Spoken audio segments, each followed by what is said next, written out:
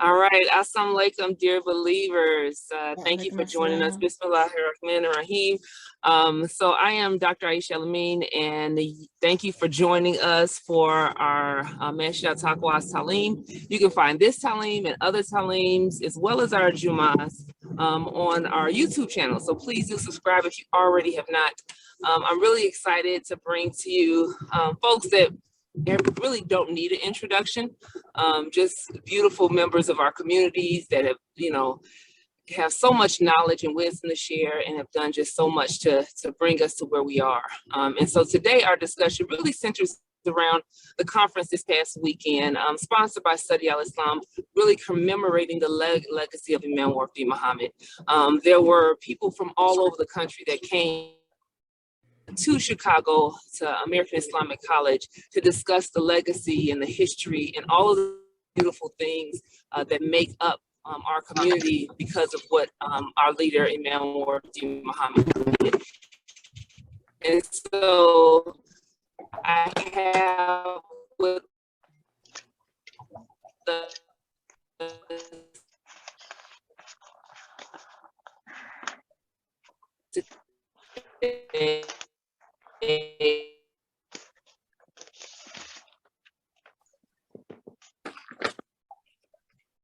I'll just start there because I have so many different things we could talk about.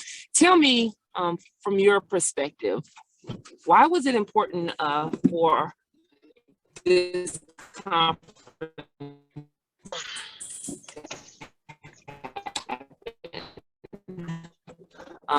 not only the topic, but the people that were invited, the place that it was? Can you talk about the Brother Bashir, if you want to, if you off, I'd appreciate it. Okay, you're kind of breaking up. Brother Bashir? Yes. Can you hear me? Okay. Could you hear my question? I think, yeah. I can hear you. Can you hear me? Were you able to hear my question? Okay. I believe I did. I believe yes, I can hear you. Okay.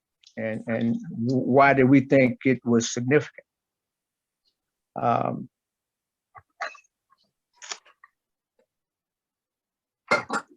The significance of this particular event, I had been contacted by Sister Fitra prior to the event.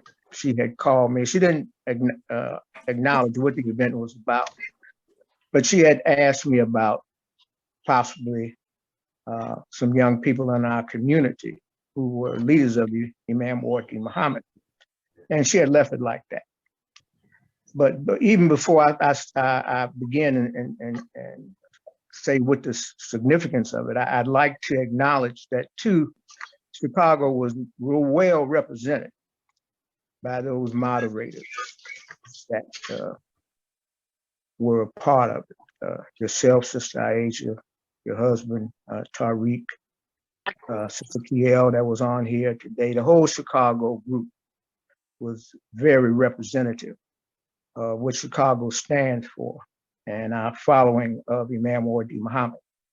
But now the significance to me for the program was the varied groups of people that we had that were discussing the contribution of Imam Wardi Muhammad. Not only did we have those who we call the students of Imam Wardi Muhammad, we had people outside of our association, from academia and other Muslims that may be associated with what we may call the Sunni community. And I believe that is significant. When we see in the academic community, we see people who see the value of Imam Wardi Muhammad, that they acknowledge that this is a man who had great insights and value that you're contributing to the greater development and establishment of a civil society, and how he had advanced not only the cause of al-Islam, but the cause of humanity.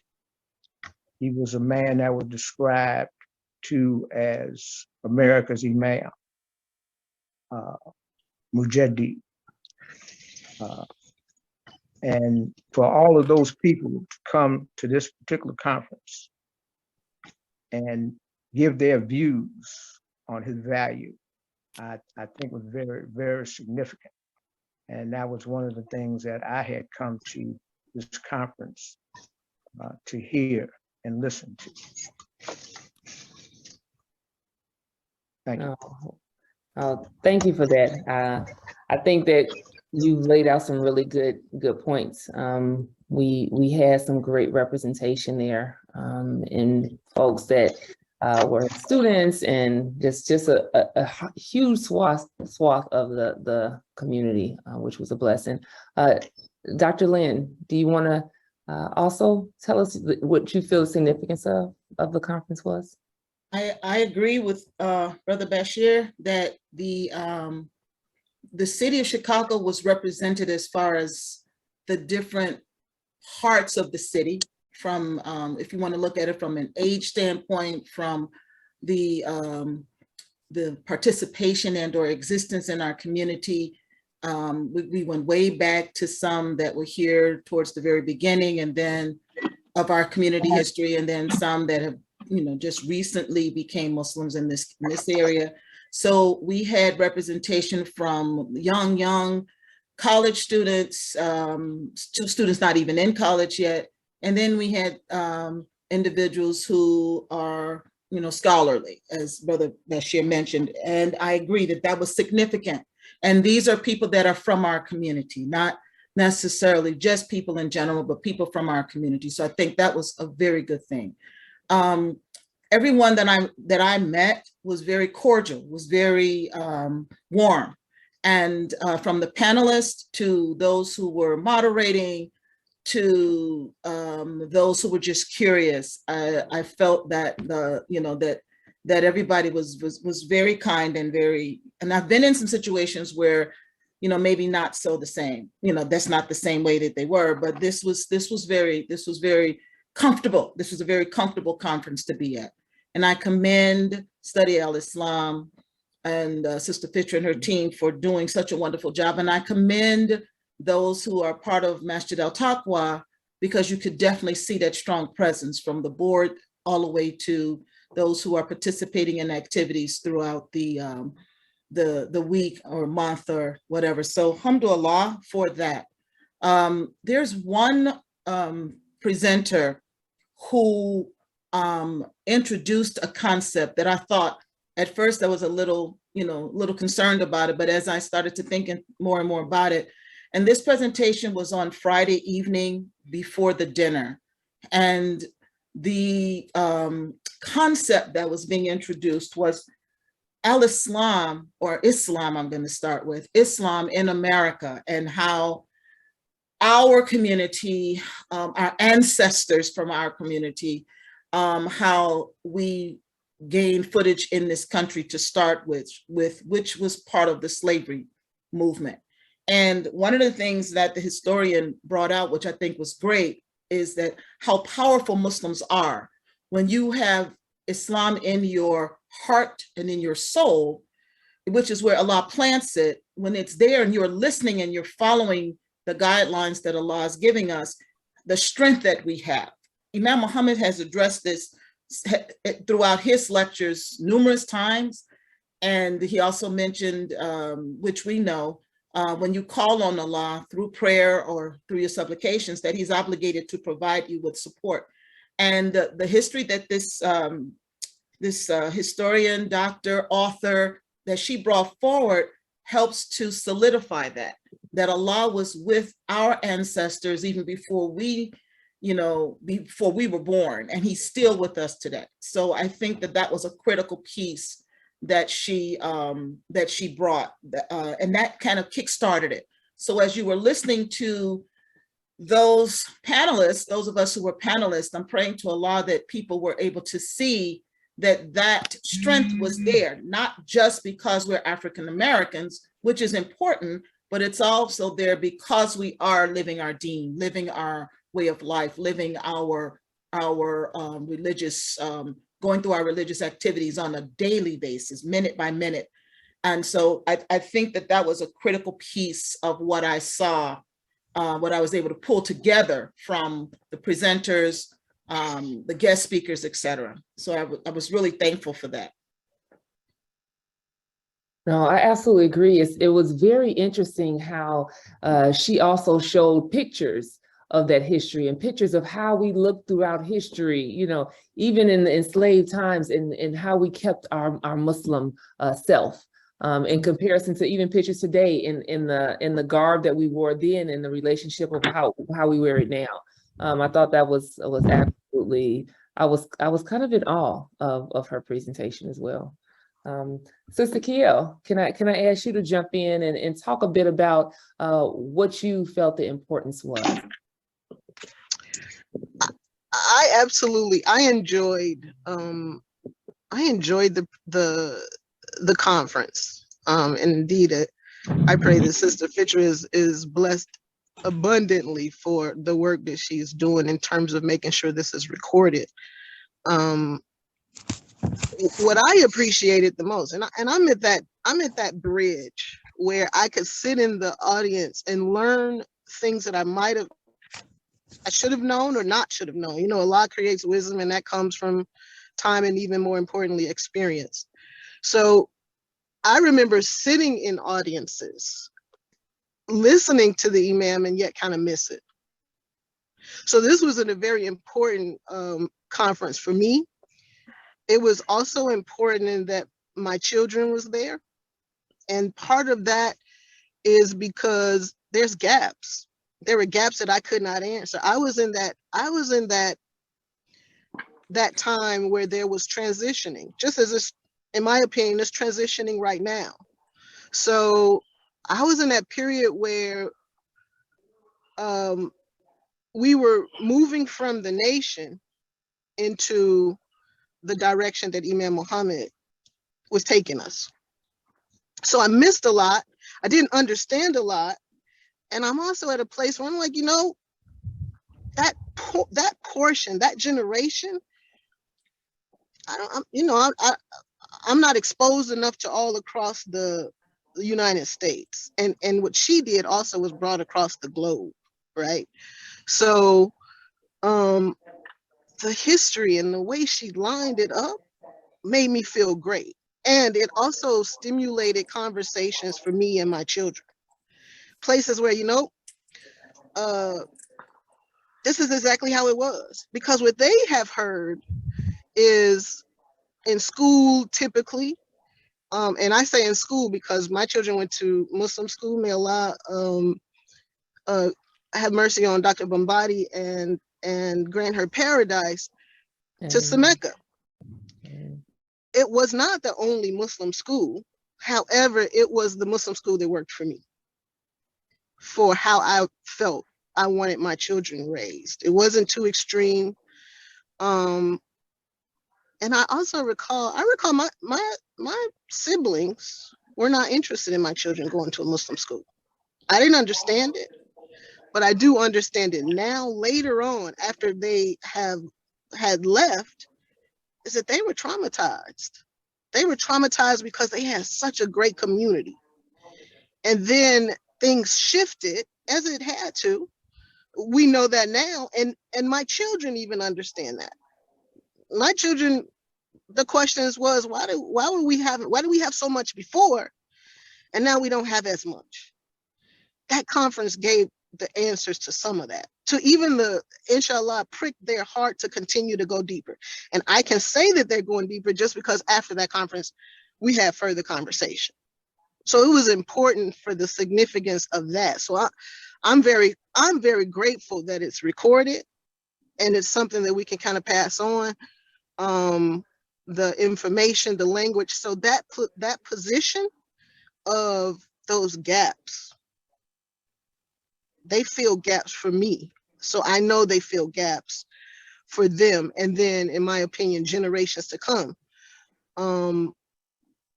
I also saw and remembered, and I think that that's also very important that we remember the things. Why I loved those panels. I enjoyed every panel, actually. It was, again, a reminder for me of just how expansive Imam Muhammad made being Muslim. Just everywhere and across the globe.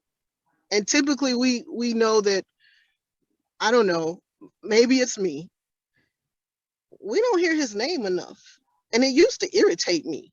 Like, I would be in places out and about, and to say that I'm a Muslim, the first thing we come up with is the nation.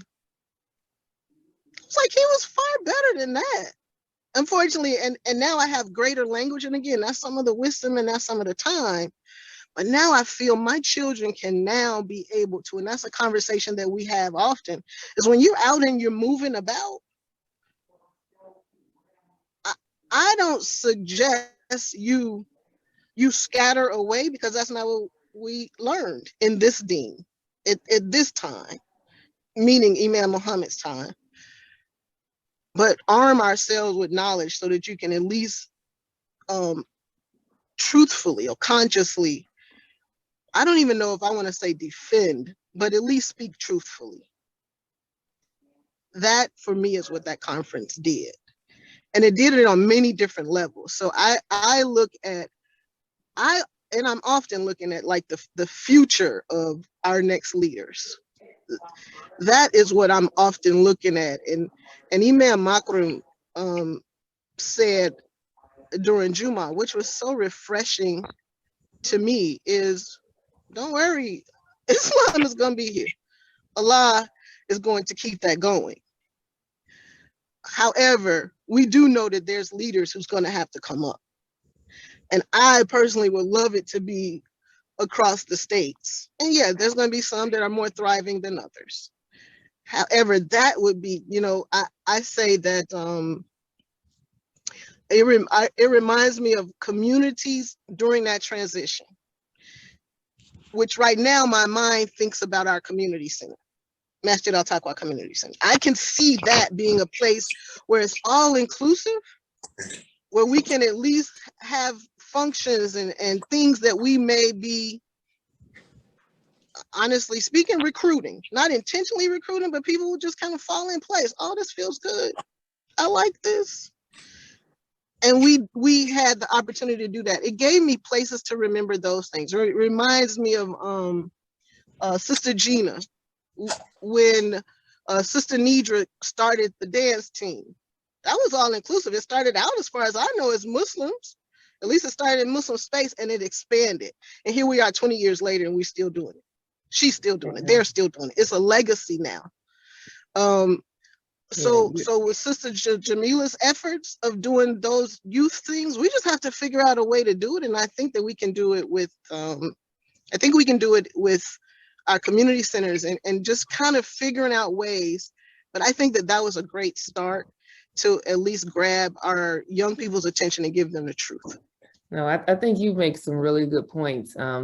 I know that Sister Fitzgerald actually yielded her time at the end for two sisters who are starting an organization to bring young folks across the nation together, young Muslims that, so my daughter and your daughter were right there with them, and they're like, we're going to start something at UIC for the Black Muslim community, right? And they were talking to them on how to do that. I think creating those spaces is really important. And, like you, for us, it was important that our children were there, because we're closer to Wafdi Muhammad and understanding him than they are, right? Every generation gets a little bit further after, since he's no longer here, right? And so I think Bashir does a really great job, constantly reminding us and telling us the stories and making sure we know that. And so this is a space where we can even get more of that. And part of that was education. And I know both our dear brother Clyde, who I'm calling out a little bit. I know he's on the line, but also Dr. Lynn were part of a panel that talked about the education piece. And I did put in the chat for folks that aren't aware, I put in the chat the program, so you can see all the panelists, you can see what the topics were. So please do take advantage of that. But Dr. Lynn, Brother Clyde, can you kind of highlight what that panel was about and some great takeaways as well? I'm going to yield to my brother first. I like that word, yield. Don't put my brother on the spot first. No, not on the spot. I'm just joking. Well, I feel most comfortable talking about what I was striving to do there, and then talk about what I benefited from the panel that I was on. You know, what I was striving to do is to bring the efforts of Imam Warith Muhammad in the education field down to earth, if you understand. And I'll try to explain it. You know, we all know that Imam Warith Muhammad was just absolutely profound, unmatched when it came to visioning education, you know, when it came to talking about the foundation of education. But what I felt a lot of people didn't know is how solid his grasp of the subtleties, the conventions, the processes, etc., of building institutions was. And I was able to see that from the education side. I know there are other people who really were involved with him in business who saw that from the business side. And I think a lot of people have a kind of a simplistic notion of, you know, what his level of involvement, his level of awareness was. Well, one of the things that he was great at, and anyone who calls themselves a leader has to be great at, is utilizing the human capacity that you have around you. If you're not able to utilize and see the talents of the people around you, sometimes better than they see their own selves and their own abilities, because we were all coming out of experiences where we probably had a more limited concept of self than we should have had. Although those of us coming from the Nation of Islam had a bigger concept of our capacity than the average African American did, we still didn't have as big a concept as we probably should have had. And he had been around. That's the best way I can say it quickly to a bunch of African Americans. The man had been around. He knew the landscape of higher education.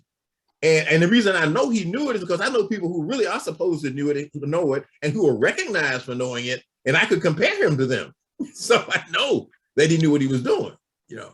And I grew a lot. I won't say that I didn't know. He would be probably offended if I said I didn't know anything when I came into his presence, because that's not what he was looking for. He wasn't looking for someone who knew nothing. But he definitely knew how to use it. He had the right vision of how you basically, what it took for us to have that comprehensive education system, you might say from womb to tomb, as some people say, because that's how he saw it, you know. And we take that phrase for granted, but it's really most societies, it's unusual for societies to actually imagine an educational system like that. There are not many places on this earth today that actually see their education system in that very holistic way.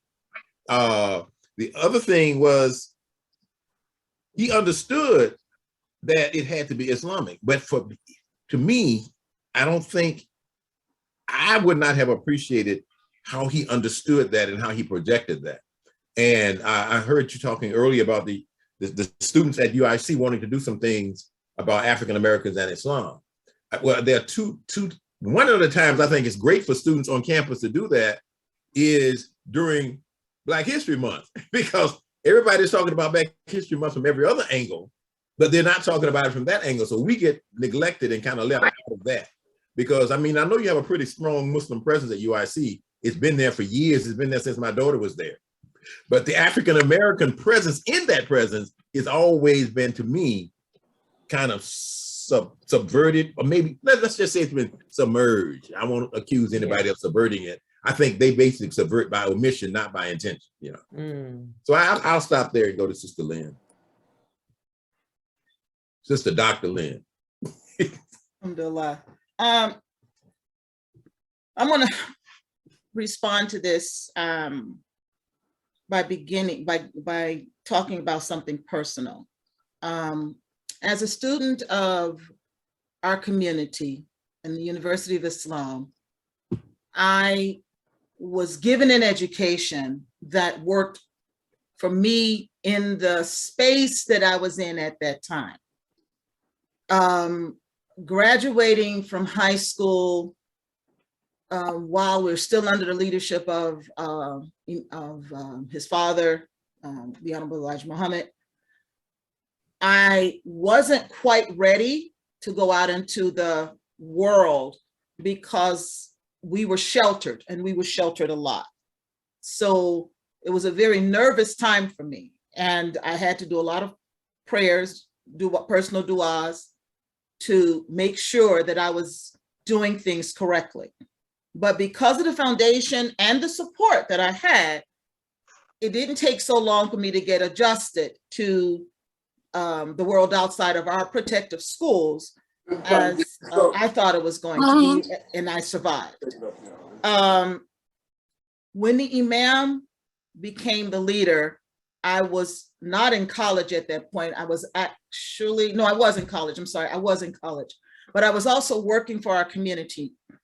And in working for our community, Imam Muhammad became aware of who I was. I was working as a secretary, and he offered to me, which he was doing to several other youth, the opportunity to go overseas on a scholarship and take Arabic classes, Arabic and Islamic studies classes. So during the interview, I shared with him what my interest was, which was medical science, biological science. And he alerted me that that's not what this scholarship is for. And we had a discussion where it was like, well, does this take 4 years to complete? He said, yes. I said, I don't know if I want to do this. I have nothing against learning Arabic and Islamic studies because I want to be able to help my community, but my interest is more in the sciences. And if I can do both, then that works for me. And I'm sitting there talking to the leader of our community, negotiating with him, and I couldn't believe that I was doing it, but those words were coming out of my mouth. And the more I tried to back up a little bit and say, maybe I should just accept this, the more I needed to say those words. And the Imam was encouraging me to say what was on my mind at the time. And he said, sister, we can give you the Islamic studies in Arabic here. You go ahead and get that science at the university. We'll give you enough Arabic and Islamic studies to make it work. So there's no need for you to go over there. There'll be enough people going over there. We have the ability to give it to you here. And that was my decision. My parents thought I'd made the wrong decision, but I was comfortable with it. And Imam Muhammad made me feel comfortable with it. So upon graduating, it was just natural for me to come forward and offer my services to the community. And that's when I met my brother Clyde El-Amin. I call him Dr. El-Amin. Imam Muhammad called him Dr. El-Amin. So that's how I see him. But I went to him and I said, I want to help the school, not knowing that I was going to wind up doing this for a career. That was not my original intention, but Allah, we plan and Allah plans. Yeah. And I've been an educator ever since. But I'm saying all that to say that he saw something, and he was not a dictator who pushed on us anything.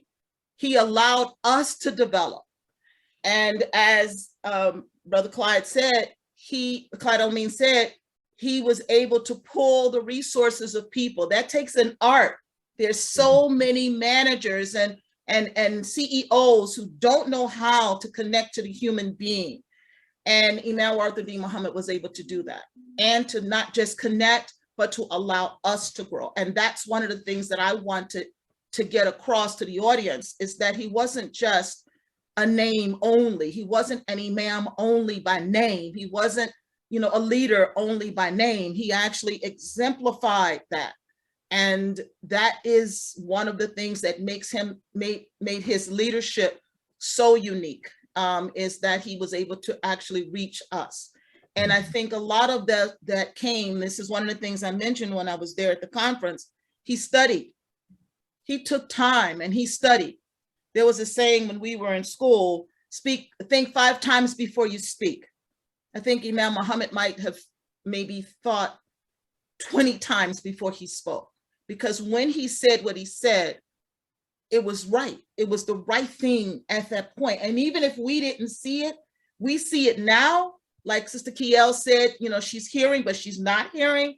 We're starting to understand now more about what he was doing for us than we did at the time he was actually in front of us.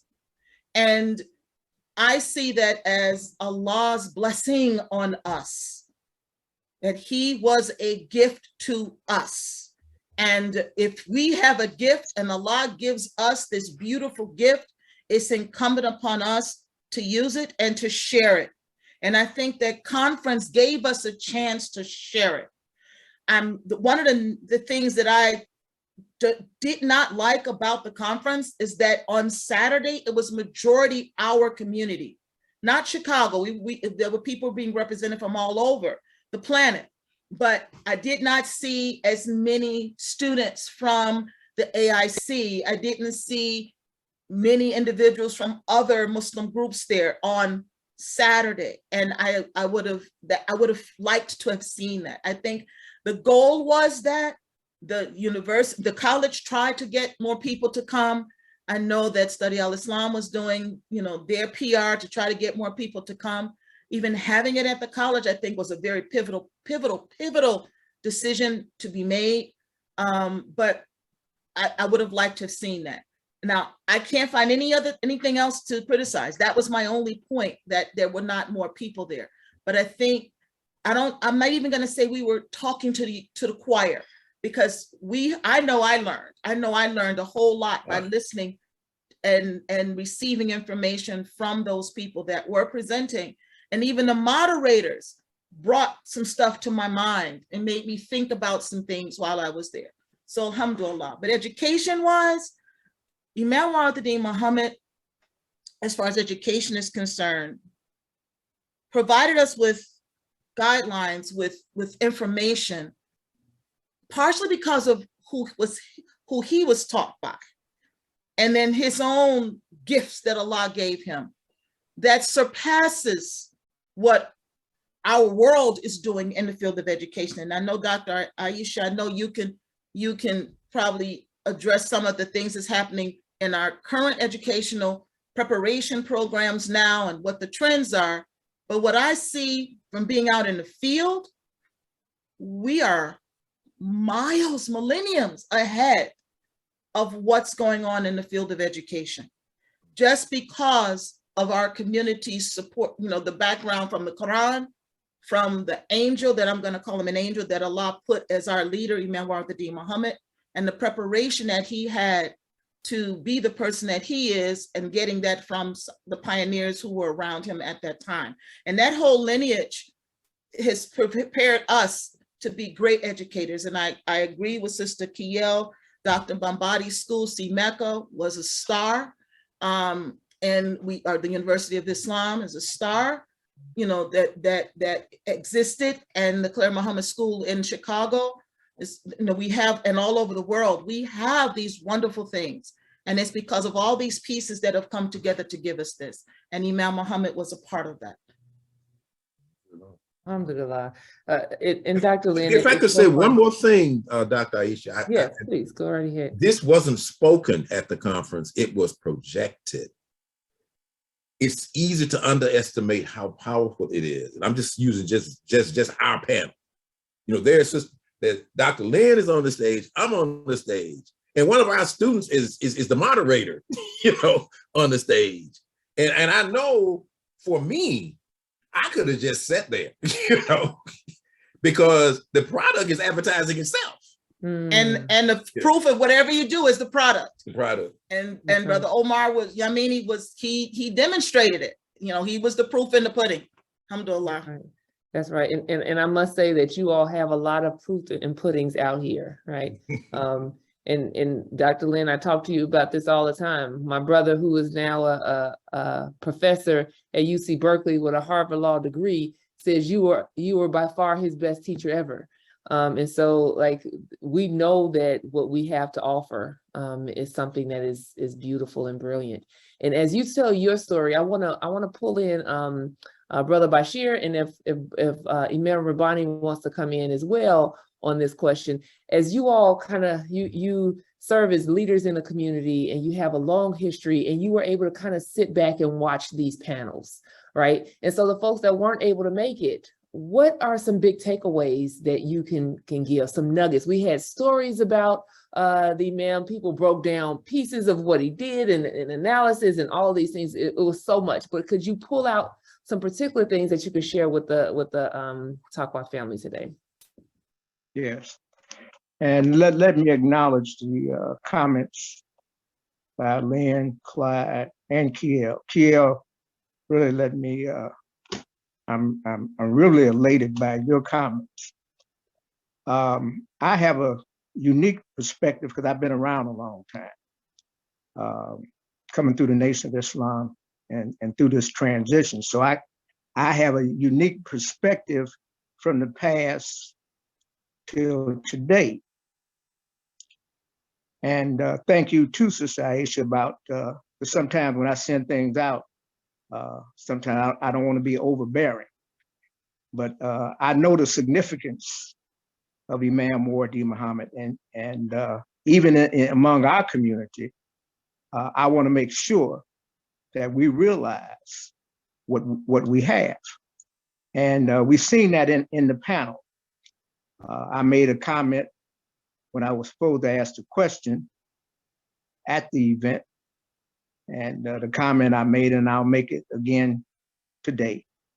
The Imam said, we may not have the scholars that other Islamic communities have, but our common body of people are more knowledgeable than most of their communities' common body. And I think that is a great compliment to Imam Wardi Muhammad. Now, one of the things that stuck out in my mind that I took away from that conference was an observation made by Imam Yahya Abdullah. And he said he was in a conversation with the Imam. This was a few months before the Imam's transition. And if and Clyde and Rabbani, you can correct me if I don't have this correct.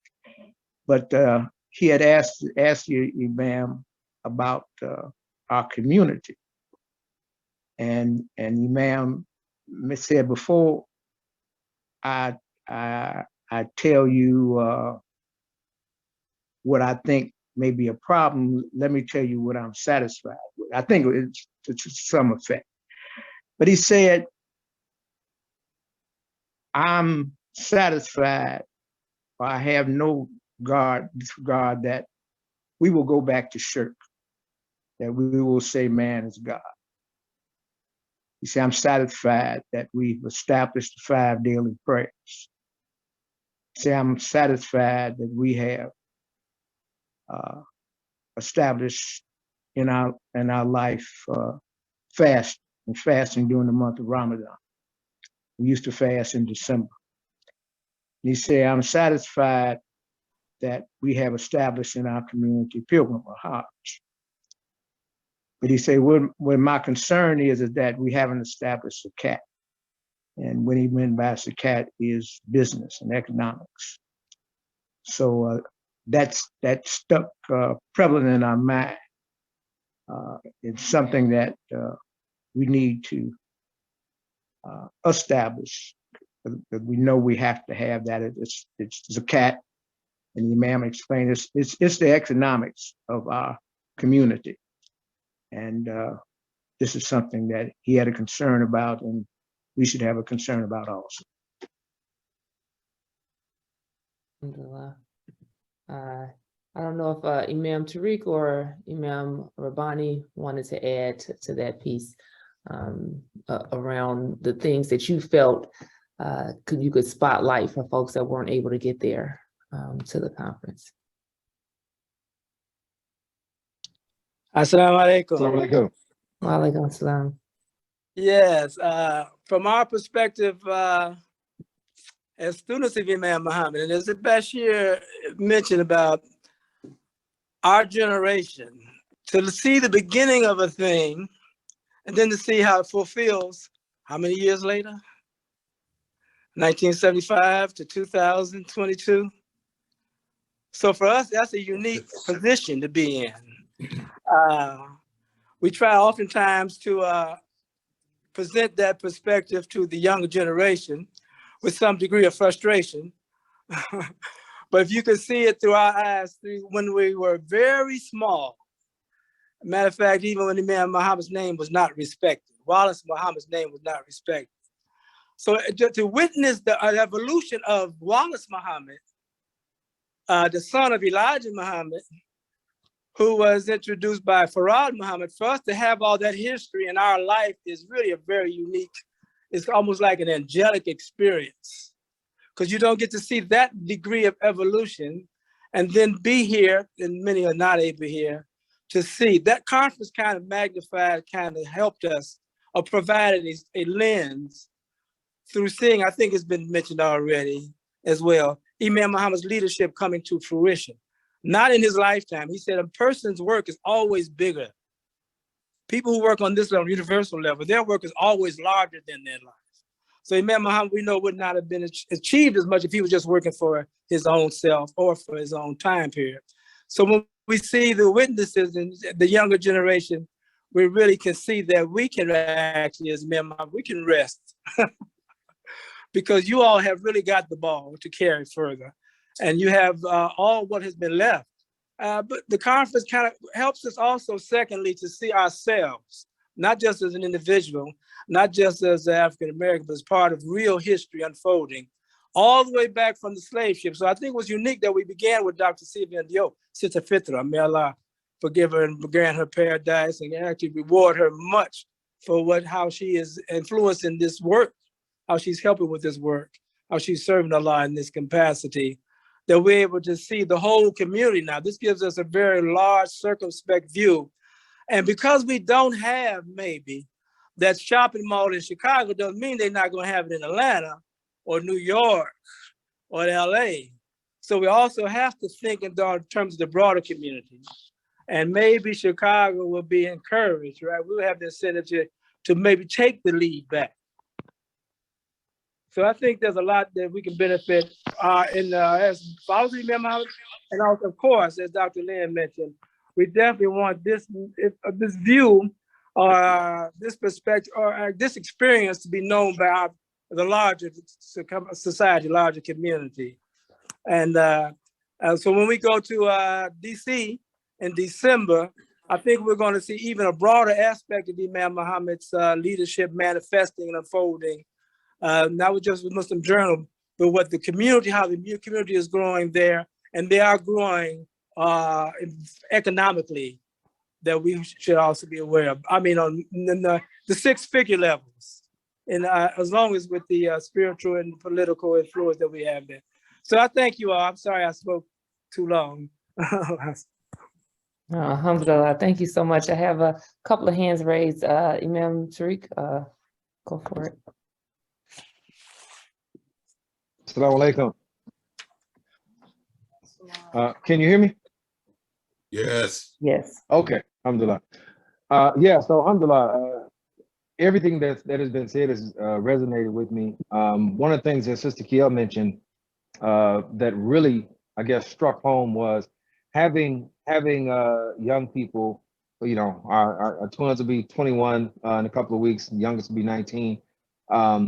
And for them to be able to be in that space and to see beyond Chicago, I think that was extremely important. It wasn't just important for them, you know, they were energized, but I was also energized. I mean, I'm connected, and like many of you connect with, you know, folks around across the country, but to be in the same space and to hear the impact of Imam Muhammad's leadership articulated in the ways that, you know, that it was. I enjoyed every panel. There was a different inspiration that came from me from the panel that Imam Dr. Wazir and Imam Rashad and Ustad Anisa that they spoke to. And I think the inspiration that they gave for the younger generation, that's something that's not even going to be, completely evident, in a week. That was a seed that was planted. And I think it was also important for just the sense of, there's a sense of accomplishment that I feel that everybody associated with this community should feel. And we're still unearthing at this point. We're still unearthing jewels, gems, of their leadership. And there was a quote from the Imam.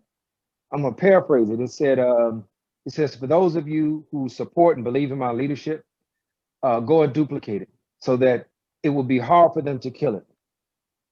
And that is the mission, I believe, in whether people realize whether it's something that they go about with consciously.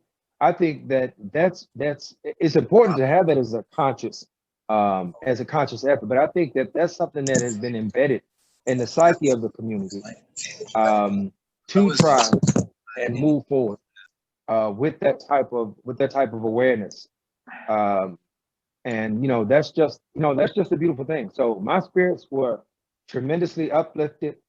I think our future is bright nationally, internationally, and certainly it is bright here in Chicago. So it's much bigger than what we can see. And I think the leadership of Imam Martin Muhammad is a representation of that.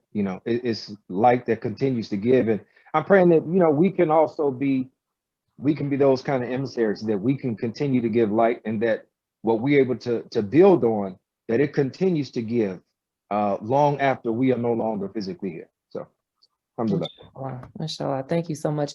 I have iPhone. I'm not sure what your name is. Please introduce yourself and go ahead. Assalamu alaikum.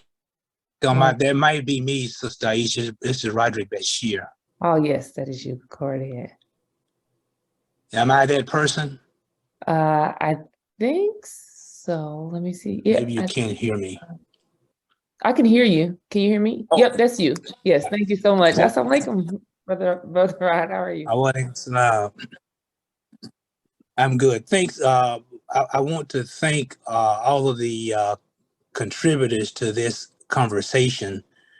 And I just wanted to make a couple of comments given my life experiences as a participant in the labor union movement, and Imam Muhammad's influence on me, and how I used his teachings and his leadership to demonstrate to others what possibilities were.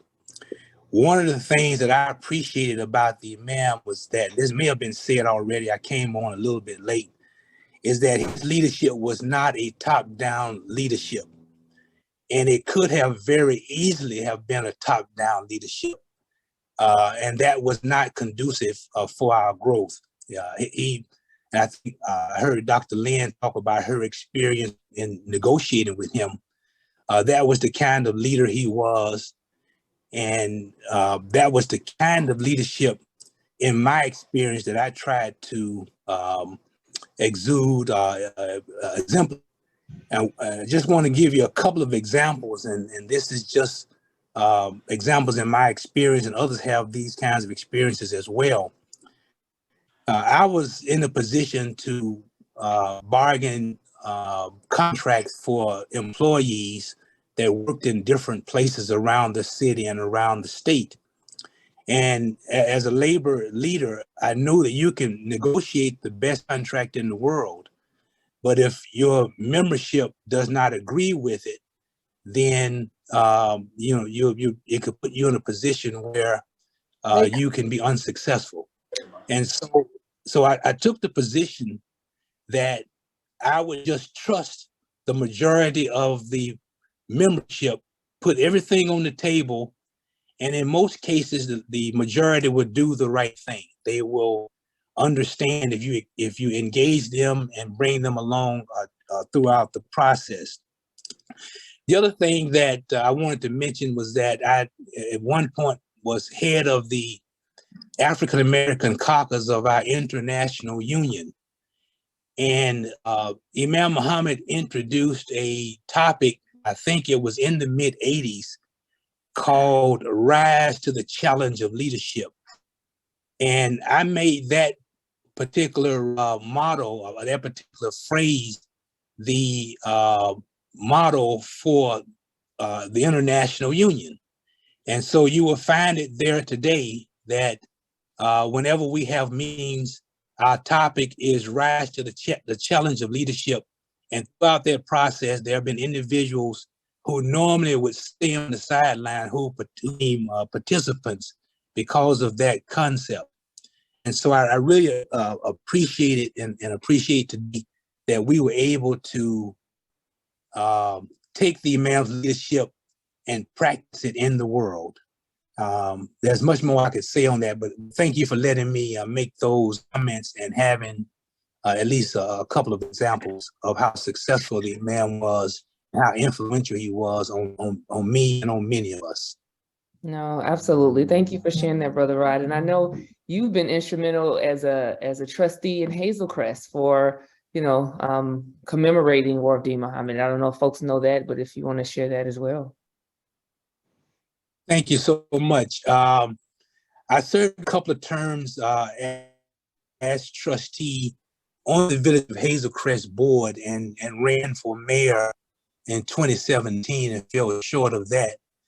But in 2007, we were successfully getting the Village of Hazelcrest to pass a ordinance recognizing Imam Wardi Muhammad. So we do have Imam Wardi Muhammad Day in Hazelcrest on the books.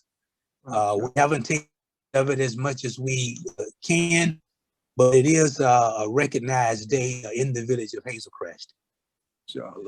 Alhamdulillah. Again, fruits, from the fruits of the leadership we see. Dr. Lynn, please.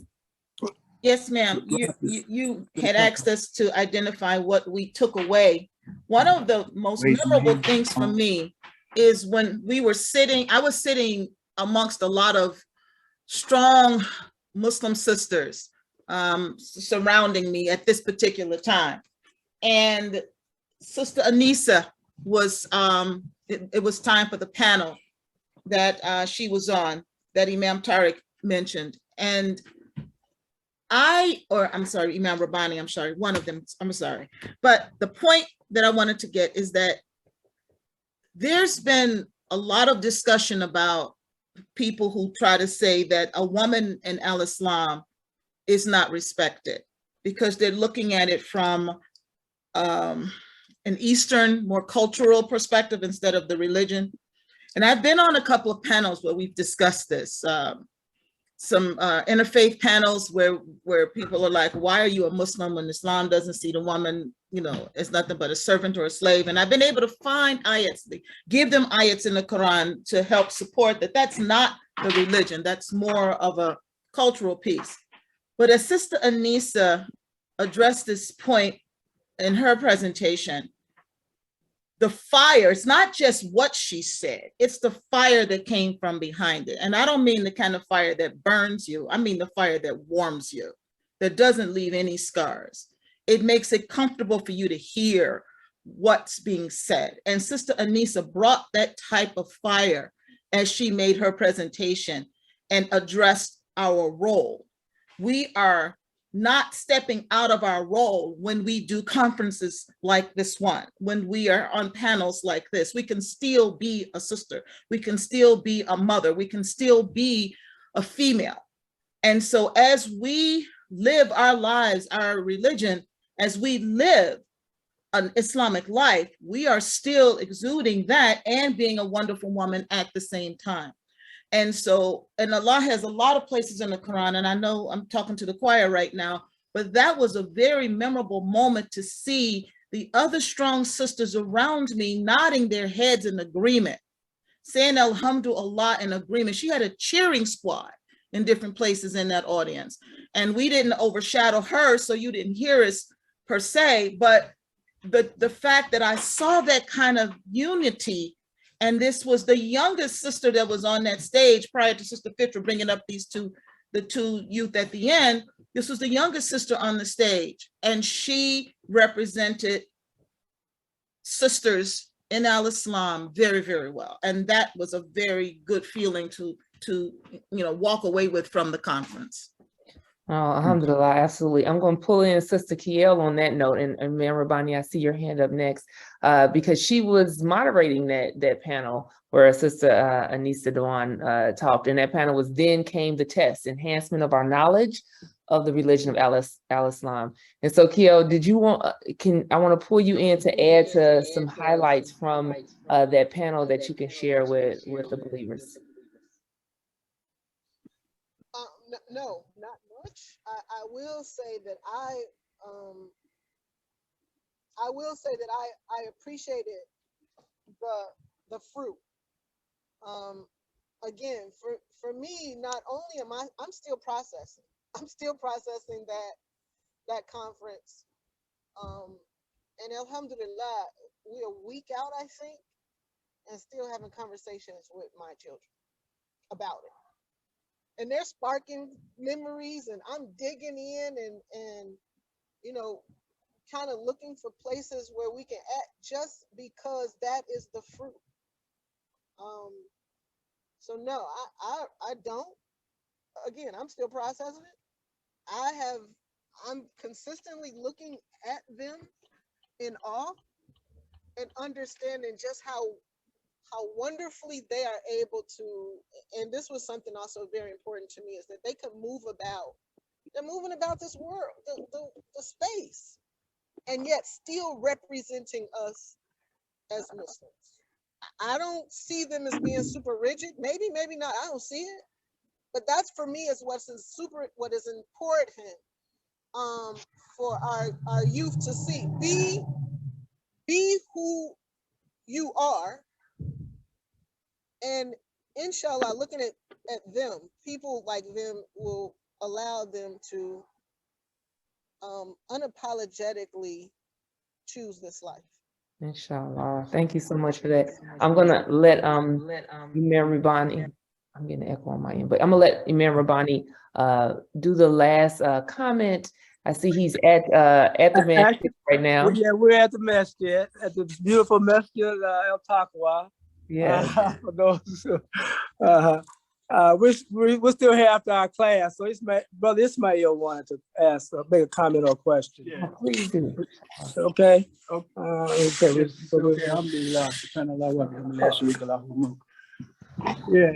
Rabbi Israel Silly and Rock came in and said that Kali.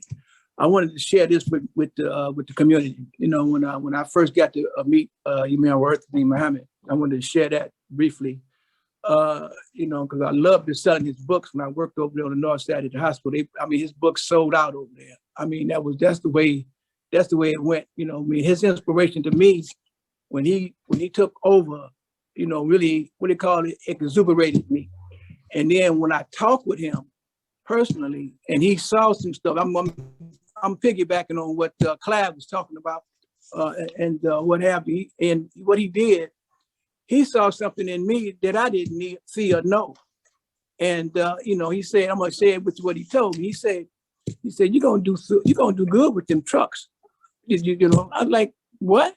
I think I shared it before. He said, man, you're gonna do good with them trucks, he said, your trucking is gonna do good. And he knew that. I don't know how, but them trucks, I bought 7 trucks. I don't know if he was the inspiration behind what it was, like you say, the angelic stuff, whatever it was going on with me. He saw that. I bought 7 trucks and I put them on the road. And man, oh man, I couldn't believe how successful I was being on my own from what I learned from the Nation of Islam, knocking on doors and all that stuff. Man, never know none of that stuff existed with a good brother like myself, okay? But I'm gonna tell you, Imam Muhammad, he shed that light on me, man, and say, man, you got it going on. Just do what you gotta do. You know what I mean? And then I kept listening to him, because when I listened to him, he kept, for me, he was a light for me. And I was like, man, listen to this man talking like that. Wow, go ahead, man.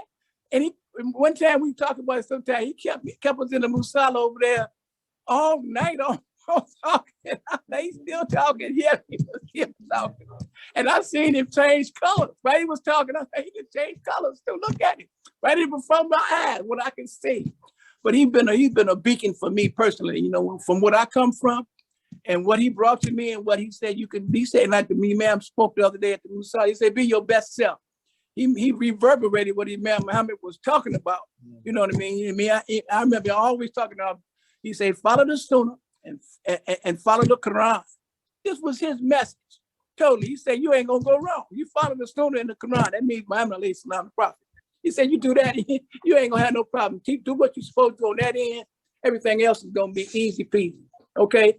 With that said, alhamdulillah, I'm sorry, Mr. Conference, but I didn't want to miss this. Okay, I wanted to understand where this was coming from and hear everybody and Dr. Lynn and Brother El-Amin and everybody that's on this conference. MashaAllah, keep on moving forward because that's where it's headed. With or without us, it's going forward. Just want you to know that, okay? Thank you, bro. All right. Aisha, could I make one comment? Make it short. Okay. Because this conference was a way forward, a new mind for new people. And I think that's what the Imam Muhammad was about from the beginning, a way forward. And giving us a new mind. He said, "I don't want you to have my mind. I want you to have your own mind." And I think that's what we've seen too in those presenters at that conference. They were speaking out of a mind. And I know most people, you, Aisha, and all of these panelists that are on here have been leaders in this community. And when we come in contact with people, they recognize this new mind that we have. And we should be thankful to Imam Muhammad. We're thankful to Allah for inspiring and guiding Imam Muhammad. And we should value very much for what we have. Thank you. Assalamu alaikum.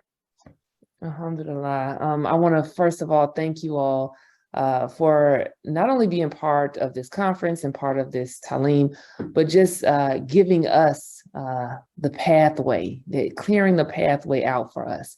We stand on your shoulders and we thank Allah for you and all that you have done.